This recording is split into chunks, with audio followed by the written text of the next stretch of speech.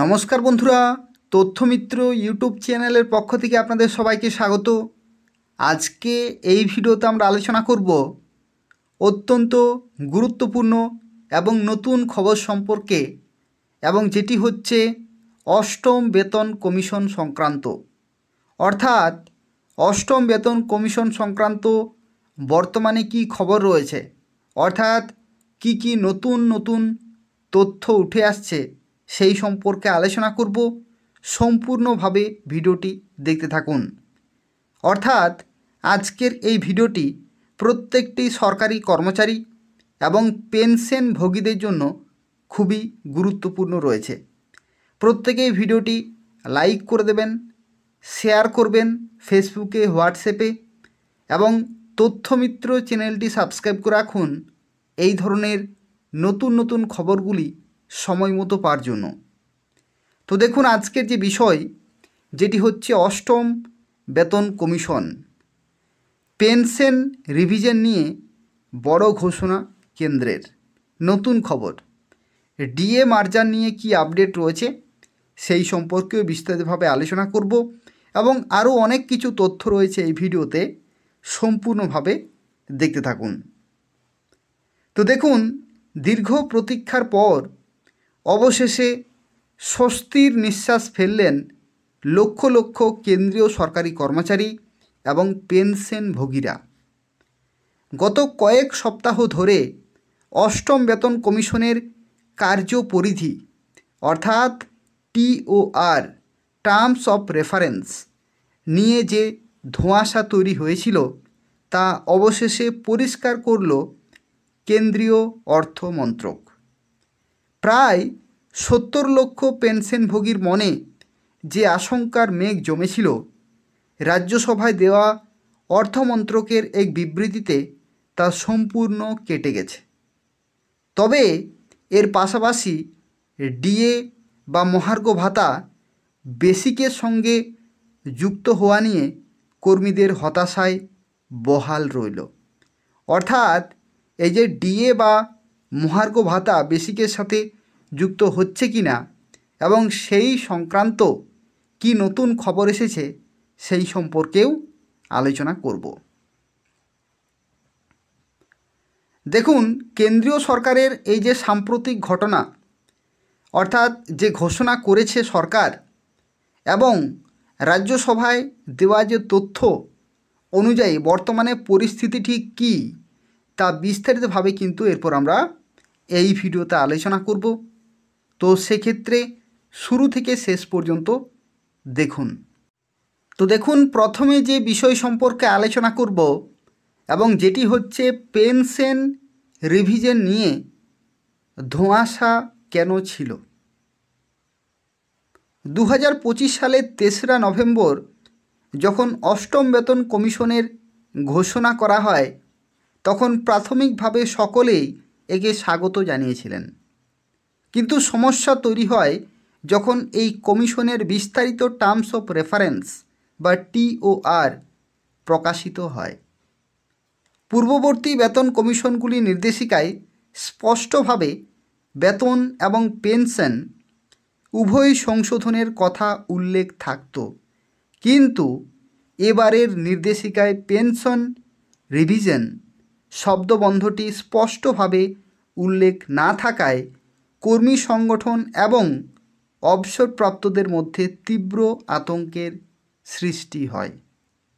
অর্থাৎ এবারে যে নির্দেশিকা, সেখানে কিন্তু পেনশন রিভিশন শব্দ স্পষ্টভাবে উল্লেখ নেই, এবং যার ফলে কিন্তু প্রত্যেকটি সরকারি কর্মচারী এবং অবসরপ্রাপ্তদের মধ্যে কিন্তু তীব্র আতঙ্কের সৃষ্টি হয়েছে।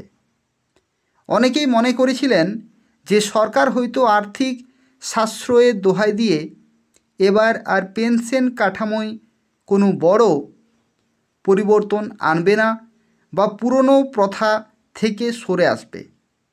বিশেষ করে নন কন্ট্রিবিউটরি পেনশন স্কিম এর খরচ নিয়ে উদ্বেগের কথা থাকায় এই ভয় আরও জোরালো হয়েছিল।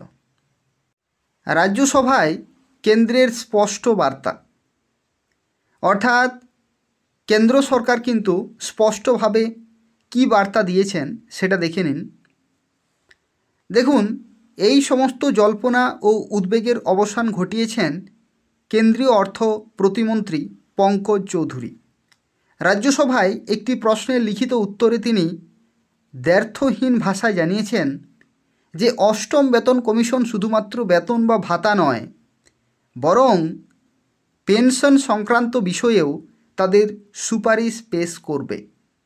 মন্ত্রীর এই বক্তব্যের পর এটা পরিষ্কার যে কর্মরত কর্মীদের সঙ্গে অবসরপ্রাপ্তদের আয়ের সামঞ্জস্য বজায় রাখার যে ঐতিহ্য চলে আসছে তা অষ্টম পে কমিশনেও বজায় থাকবে। সরকারের এই স্পষ্টীকরণ কর্মী সংগঠন এবং অবসরপ্রাপ্তদের সংগঠনগুলির কাছে এক বিরাট জয় হিসেবে কিন্তু এটিকে দেখা হচ্ছে।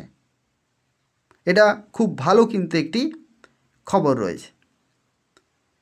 দেখুন, এরপরে যে বিষয়টি উঠে আসছে সেটা হচ্ছে ডিএ মার্জার নিয়ে কি জানালো কেন্দ্র। ডিএ মার্জার নিয়ে পেনশন নিয়ে সুখবর মিললেও মহার্ঘ ভাতা বা ডিয়ারনেস অ্যালাউন্স নিয়ে কর্মীদের দাবি আপাতত পূরণ হচ্ছে না। বর্তমানে কেন্দ্রীয় কর্মীদের ডিএ 50% গণ্ডি পার করেছে। নিয়ম অনুযায়ী পূর্ববর্তী প্রথা মেনে এই 50% ডিএ মূল বেতন অর্থাৎ বেসিক পের সঙ্গে কিন্তু যুক্ত বা মার্জ করার দাবি উঠেছিল জোরালোভাবে। তবে রাজ্যসভায় এই সংক্রান্ত প্রশ্নের উত্তরে সরকার সাফ জানিয়ে দিয়েছে যে কি জানিয়ে দিয়েছে সরকার, খুবই গুরুত্বপূর্ণ একটি লাইন, বর্তমানে মহার্ঘ ভাতার সঙ্গে মূল বেতন যুক্ত করার কোনো প্রস্তাব সরকারের বিবেচনাধীন নেই। অর্থাৎ মূল বেতনের সাথে বেসিক পের সাথে যে মহার্ঘ ভাতা তার যুক্ত হওয়ার বা মার্জ করার কিন্তু প্রস্তাব সরকারের বিবেচনাধীন কিন্তু নেই বর্তমানে। এর অর্থ কি? এর অর্থ হচ্ছে যে কর্মীদের বেতন কাঠামোয় বড় কোনো পরিবর্তন বা ডিএ বেসিকে যুক্ত হওয়ার জন্য সম্ভবত 2027 সাল পর্যন্ত অপেক্ষা করতে হবে, যখন অষ্টম বেতন কমিশন তাদের পূর্ণাঙ্গ রিপোর্ট জমা দেবে। কেন্দ্রীয় সরকারের সাম্প্রতিক অবস্থান এবং কর্মীদের প্রাপ্তি অপ্রাপ্তির একটি সংক্ষিপ্ত চিত্র কিন্তু এরপর আমরা দেখব, যে কেন্দ্রীয় সরকারের সাম্প্রতিক অবস্থান এবং কর্মীদের প্রাপ্তি অপ্রাপ্তির একটি চিত্র। দেখুন, প্রথমেই যে তথ্যটি রয়েছে সেটা হচ্ছে পেনশন রিভিশন। বর্তমানে আপডেট কি? বর্তমানে আপডেট হচ্ছে অষ্টম বেতন কমিশনের আওতায় থাকছে, সরকার নিশ্চিত করেছে। ডিএ মার্জার নিয়ে কি বলেছে? যে সরকারের কোনো পরিকল্পনা নেই, প্রস্তাব খারিজ করা হয়েছে।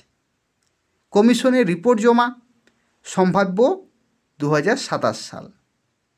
ঠিক আছে, এরপরে আরও একটি বিষয় যেটা হচ্ছে আগামী দিনের প্রত্যাশা কী, সরকারি কর্মচারী এবং অবসরপ্রাপ্তদের আগামী দিনের প্রত্যাশা কী থাকছে। দেখুন, পেনশনভোগীদের জন্য একটি ঘোষণা নিঃসন্দেহে এক বড় স্বস্তি, খুব ভালো সংবাদ। কারণ নিয়মিত পেনশন রিভিশন না হলে পুরনো এবং নতুন অবসরপ্রাপ্তদের মধ্যে আয়ের বিশাল বৈষম্য তৈরি হতো। সরকারের এই আশ্বাসের ফলে প্যারিটি বা সমতার নীতি বজায় থাকলো। তবে কর্মীদের সংগঠনগুলি এখনই আন্দোলন থামিয়ে দিচ্ছে না। তাদের নজর এখন এনপিএস বনাম ওপিএস বিতর্ক, 18 মাসের যে বকেয়া ডিএ এবং করোনার ভিত্তিতে নিয়োগের মতো অন্যান্য অমীমাংসিত বিষয়গুলির উপর কিন্তু এখানে নজর কিন্তু রয়েছে। এবং সরকার আগামী দিনে এই দাবিগুলি নিয়ে কী পদক্ষেপ নেয় সেটাই কিন্তু এখন দেখার বিষয়। তো এই হচ্ছে অষ্টম বেতন কমিশন সংক্রান্ত অত্যন্ত গুরুত্বপূর্ণ খবর।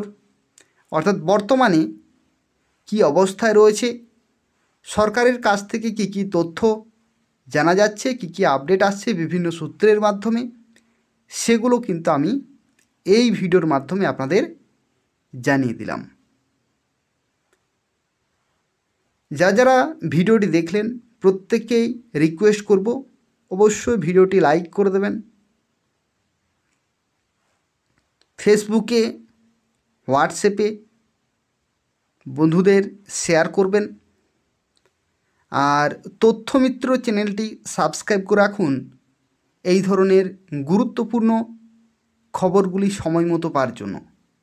এই চ্যানেল থেকে আপনারা মহার্ঘ ভাতা সংক্রান্ত বা অনিয়মিত কর্মচারী সংক্রান্ত, ফিক্সড পে চুক্তিবদ্ধ কর্মচারী সংক্রান্ত, অষ্টম বেতন কমিশন সংক্রান্ত, ষোড়শ অর্থ কমিশন সংক্রান্ত এবং আরও গুরুত্বপূর্ণ খবরগুলি আপনারা এই চ্যানেল থেকে পেয়ে যাবেন।